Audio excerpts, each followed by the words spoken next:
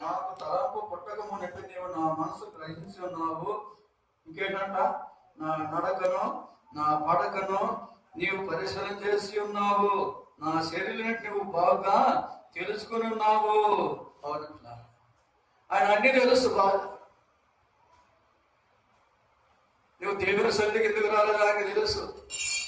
ఎన్ని వారాలు ఆగిపోయింది ఆయనకు తెలుసు. ఎన్ని నెలలు ఆగిపోయింది ఆయనకు తెలుసు. తెలియకుండా రహస్యంగా చేసేది కూడా ఉండదు. సమస్తం ఆయనకు తెలుసు. మన నడక తెలుసు, మన పడక తెలుసు, మన కూర్చునేది, మన లేచేది, మన నిలబడేది, వెళ్ళేది కూడా ఆయనకి తెలుసు. కాబట్టి ఏమన్నాడు, నన్ను పరిశోధించి పరీక్షించి తెలుసుకోమంటున్నాడు. ఎందుకంటే ఇవన్నీ ఆయనకు తెలుసు. కాబట్టి మనం ఎక్కడెక్కడ ఉండేదో ఆయనకు బాగా తెలుసు. ఆకాశమందు ఆయన ఏం చేస్తున్నాడు, అందరినీ కనిపెడుతున్నాడు, దృష్టిస్తూ ఉన్నాడు, చూస్తూ ఉన్నాడు. కాబట్టి మధ్యాహ్న కాల సమయంలో అలాగైతే అది 23 వయసులో ఏమంటున్నాడు చూడండి.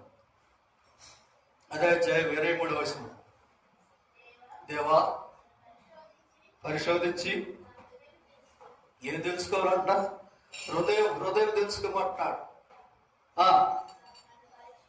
పరీక్షించి నా ఆలోచన తెలుసుకును. నీకు ఆయాస్కరమైనది నా యందు ఉన్నదేమో. పిల్లరా, దేవా ఏమంటున్నాడు, నన్ను పరిశోధించి నా హృదయమును తెలుసుకును. హృదయము తెలుసుకోమంటున్నాడు. ఎందుకు హృదయము తెలుసుకోవాలి? హృదయం ఏమైనది? అది చెడిపోయి ఉన్నది కదా. అందుకే హృదయాన్ని తెలుసుకోమంటున్నాడు. హృదయము అన్నిటికంటే మోసకరమైంది, అది ఘోరమైన వ్యాధి కలిగింది. దాన్ని గ్రహింపగలవాడు ఎవడు? ఒకటి ప్రవర్తన బట్టి ఆయన ఏం చేస్తున్నాడు, ప్రతిఫలం ఇవ్వబోతున్నాడు, పరిశోధిస్తున్నాడు. కాబట్టి దావీదు ఏమన్నాడు, నా హృదయమును తెలుసుకును అంటున్నాడు. ఎందుకు ఏమంటున్నాడు చూడు, ఇంకా నన్ను పరీక్షించి నా ఆలోచన తెలుసుకును. నీకు ఆయాస్కరమైన మార్గం నా ఎందున్నదేమో చూడుము. నిత్య మార్గమున నన్ను. ఈ పరీక్షలు అవసరం లేదు, ఇవన్నీ అవసరం లేదు. వచ్చిపోయి ఏదో రొట్టెరా సంతోషించే చాలు కదా. పరీక్ష ఉన్నది, పరీక్షిస్తాడు దేవుడు. హృదయాన్ని పరిశోధిస్తాడు. నువ్వు ఏ రకంగా ఆరాధన చేస్తున్నావో, నువ్వు ఎలాగ దేవుని సన్నిధికి వస్తున్నావో, నువ్వు దేవుని సన్నిధిలో ఎలాగ నడుచుకుంటున్నావో, అవన్నీ కూడా ఆయన బాగా తెలుసు. కాబట్టి దావీదు అడుగుతున్నాడు, నన్ను పరిశోధించి నా హృదయం తెలుసుకోయా, నీకు ఆయాస్కరమైన ఏదైనా ఉంటే దయతో క్షమించమని అడుగుతున్నాడు. అలాగే ఎప్పుడైనా అడిగావా? దేవుని సన్నిధిలో మన హృదయ రహస్యం లేగిన వాడు, రహస్యం చేసిన ఏది కూడా ఆయనకు మరుగై ఉండదు. పిల్లారా, రహస్యం చేసిన ఆయనకు తేట తెల్లగా కనబడుతూ ఉన్నాయి. మన నడక, మన పడకలు, మనం లేచి, మనం నిద్రపోయి లేచేది అన్నీ కూడా ఆయనకు బాటగా తెలుసు. కాబట్టి పరీక్షించయ్యా, పరిశోధించయ్యా, నీకు ఆయాస్కరమైనది ఏదంటే దయతో క్షమించమని, నన్ను యథార్థ మాకు నడిపించమని కోరుకుంటున్నాడు. పిల్లరా, మరి నీవు నేను అలాగ అడుగుతున్నామా? ఆయన పరిశోధిస్తాడు, రేపు పరీక్షిస్తాడు. ఎంతవరకు మనం నమ్మకంగా దేవుని సన్నిధికి వస్తున్నాం, ఎంతవరకు దేవుని ఆరాధిస్తున్నాం, దేవుని సన్నిధిలో మరి అంతగా ఎలా గడుపుతున్నాం, దేవుడికి ఏమి ఇస్తున్నాం అని కూడా నీకు రేపు లెక్క ఉంటుంది. నీకు వచ్చే దేశం, నీకు వచ్చే సంపద ఎంత అది కూడా దేవుడు లెక్క అడుగుతాడు. ప్రతిదీ లెక్క ఉంటుంది. కాబట్టి పరీక్షించు, పరిశోధించు. హృదయం అన్నింటికంటే మోసకరమైంది. మానవుని యొక్క హృదయంలో ఏమేమి వస్తాయంట? దురాలోచనలు వస్తాయి. దాని బట్టే ఉన్నాయి లిస్టు కదా. ఎందుకంటే హృదయంలో ఉండే వచ్చే ఇవన్నీ కూడా చదవాలి చూడండి. అదే కీర్తన గ్రంథంలోనే 26వ అధ్యాయము 2వ వచనం చూడండి. కీర్తన గ్రంథం 26:2. యెహోవా నన్ను పరిశోధించి, నన్ను పరీక్షించి, నా అంతరంగములో ఏది పరిశోధన చేయాలంట? హృదయమును అంతరంగములో. చూసారు, ఏ భాగాలు అయితే మన శరీరంలో ఉన్నాయో వాటన్నింటినీ కూడా ఏం చేయమంటాడు? హృదయంలో అన్నింటినీ కూడా పరిశోధించు, పరీక్షించమని అడుగుతున్నాడు. అంతేకాదు ఇంకేమంటున్నాడో చూడండి. అదే కీర్తన గ్రంథంలోనే 17వ అధ్యాయము 3వ వచనం చూడమ్మా. 17:3. రాత్రి వేళ నీవు నన్ను దర్శించి, ఎప్పుడంట రాత్రి వేళ ఏం చేస్తాం మనం? హాయిగా పడుకుంటాం. పడుకుని ఏమేమో ఆలోచన చేస్తూ ఉంటాం, ఏమేమో కళ్ళగంటూ ఉంటాం కదా, ఏమేమో మరి ఎక్కడో తిరిగినట్టుగా ఎక్కడో ఉన్నట్టుగా మనం ఉంటాం. కానీ దావీదు భక్తుడు ఏమంటున్నాడు? రాత్రి వేళ నీవు నన్ను దర్శించి పరిశీలించము,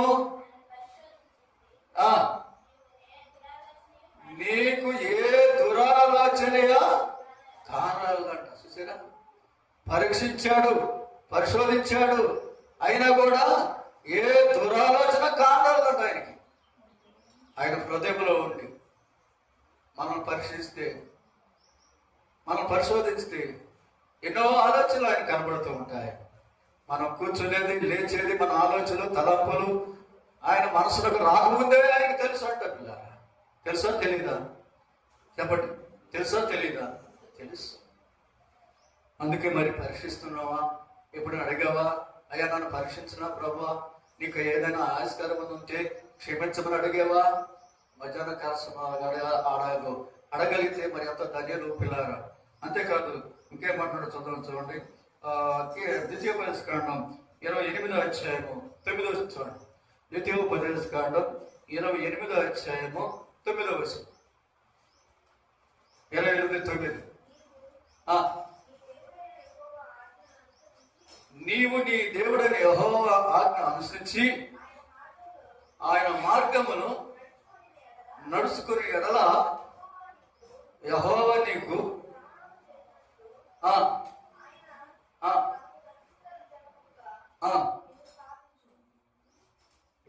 ఎంత మంచిది. ద్వితీయోపదేశకాండం 28:9. నీవు నీ దేవుడైన యెహోవా ఆజ్ఞలను అనుసరించి ఆయన మార్గములో నడుచుకునే ఎడల యెహోవా నీకు ప్రమాణం చేసినట్లు ఆయన తనకు చూసారు ప్రతిష్టాపనగా ఏం చేస్తున్నట్టు ఆయన. అవును పిల్లారా, కనుక ఆయన మాట మనం వినాలి, ఆయన ఆజ్ఞ మనం పాటించాలి. ఎప్పుడైతే ఆయన ఆజ్ఞ మనం పాటిస్తామో, ఆయన కడుగుజాలు నడుచుకుంటాము, ఆయన మన యొక్క అడుగుజాలు మనం నడక పడక సమస్తమని తెలుసు కాబట్టి ఆయన మనం పరిశోధించేవాడు ఉంటున్నాడు. ఏ గ్రంథంలో ఏమంటున్నాడు ఒక మాట. 23వ అధ్యాయము 10వ వచనం చూడండి. ఏ గ్రంథం ఏమంటున్నాడు చూడండి. 23:10. నేను నడుసు మార్గము ఎవరు తెలుసు అంటున్నాడు. ఎవరు అంటున్నారు ఈ మాట? ఏమంటున్నాడు? నేను నడుసు మార్గము ఆయనకు తెలియను, ఆయన నన్ను శోధించిన తరువాత నేను సువర్ణం వలె. శోధించబడిన తర్వాత ఎలా ఉంటాడంట? సువర్ణం వలె, బంగారం వలె ఉంటాడు. మెరుగు చేసిన బంగారం వలె ఉంటాడంట, తళతళలాడుతాడట. ఆయన నడుసు మార్గం ఆయనకి తెలుసు అంటాడు. మనం నడిచే మార్గము తెలుసా తెలియదా? ఇంటికాడ నుంచి వచ్చాం, మందిరానికి వచ్చాం, పోతున్నాం, ఆయనకి తెలుసా తెలీదా? తెలుసు. ఏమేమన్నాడు? నేను నడుసు మార్గము యెహోవాకు ఆయనకు తెలియదు. చదువు. ఆయన శోధించిన తర్వాత నేను సువర్ణం వలె. అవును, శోధించబడాలి విశ్వాసి. శోధనలు సహించాలి. శోధనలు వచ్చినప్పుడు మనం కృంగిపోయే వారం ఉండకూడదు. శోధింపబడిన తర్వాత ఎలా ఉంటాడంట? సువర్ణం వలె కనబడతాడు. శోధింపబడిన మీదట నేను సువర్ణమై మారెదను. పడాలి. శోధింపబడిన మీదట నేను సువర్ణమై మారెదను.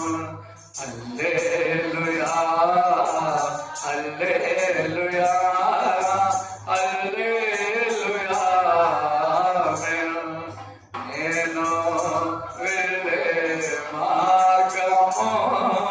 నా యేసుకే తెలియను, నా యేసుకే తెలియను. పిల్లరా, శోధింపబడిన తర్వాత సువర్ణం వలె మనం బంగారం వలె మెలిమెలుగా ఉంటాం, మెరుగుపడతామంట. అంతేకాదు, యాకోబు రాసిన పత్రిక 1వ అధ్యాయము 12 చూడండి. పేతురు రాసిన పత్రిక 1:7 చూడండి.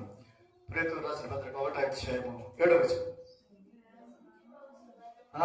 నశించిపోవు సువర్ణము ఏమవుతుందంటే, ఇది యొక్క సువర్ణము అగ్ని పరీక్ష వలన శుద్ధపరచబడుతున్నది కదా, దానికంటే అమూల్యమైన మీ విశ్వాసము ఈ శోధన చేత పరీక్ష నిలిచినదై యేసుక్రీస్తు ప్రత్యక్షమైనప్పుడు మీకు మెప్పును మహిమయు. యేసుక్రీస్తు ప్రత్యక్షమైనప్పుడు మీకు మెప్పును మహిమయు కలుగును కారణమవుతాయి పిల్లలు. కాబట్టి మధ్యాహ్న కాలం అలాగైతే మన హృదయ ఆలోచన తలంపులు ఆయన ఎరిగిన వాడు, మన నడక మన పడక సమస్తం తెలుసు. కాబట్టి మరి దేవుని సన్నిధిలో మనం ఎలాగుంటున్నామో, ఎలాగో జీవిస్తున్నాం, ఎలాగో నడుచుకుంటున్నాం అనేది ఆయన బాగా తెలుసు. కాబట్టి పిల్లరా, వాక్యం నుండి మీరు మన హృదయాలు ఉంచుకొని ప్రభువుగా పరిశోధించి తెలుసుకోమని ఆశకరమైన దయతో క్షమించమని అడిగినప్పుడు ఆయన క్షమించగల సమర్థగల దేవుడు. కొద్ది మాటలు మన ఈకులు దేవుడు దీవించినగా. పలహారం ఉన్నాయి, పలహారం తీసుకున్న తర్వాత సెలవు తీసుకుందాము.